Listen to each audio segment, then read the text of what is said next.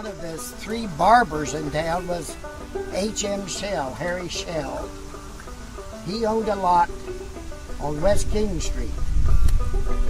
On West German Street. He bought the house, and they took horses and sleds and logs and rolled that house from here to West German. When they got it there, the house was wider than the lot. So they put it in endwise, cut a door in the end of the house. People still live in there at 325 West German. You can go out and see it down. It is still inhabited.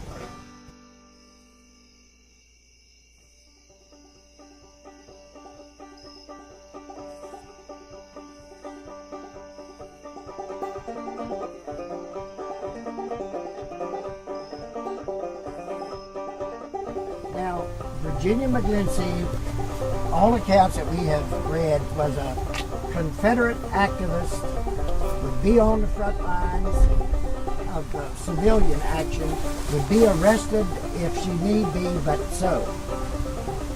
Shepherdstown, 63 or 64, was occupied by the Union Army.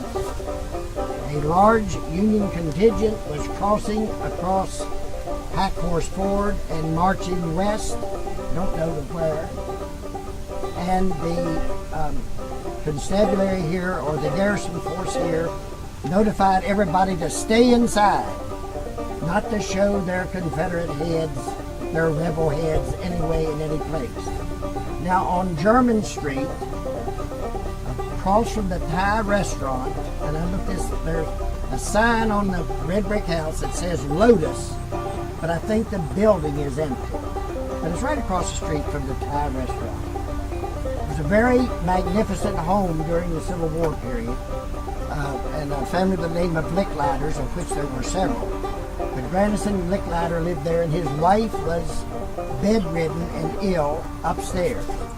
Virginia McGlinchey was her, quote, night nurse.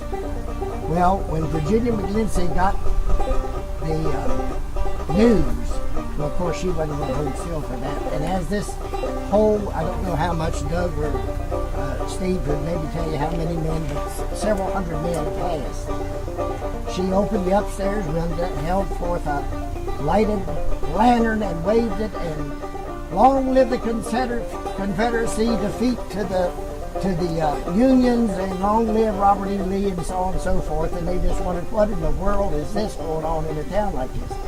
But that was Virginia McGlinchey, but she never, I can think of people in Shepherdstown who I won't name, but who would fit that right there now.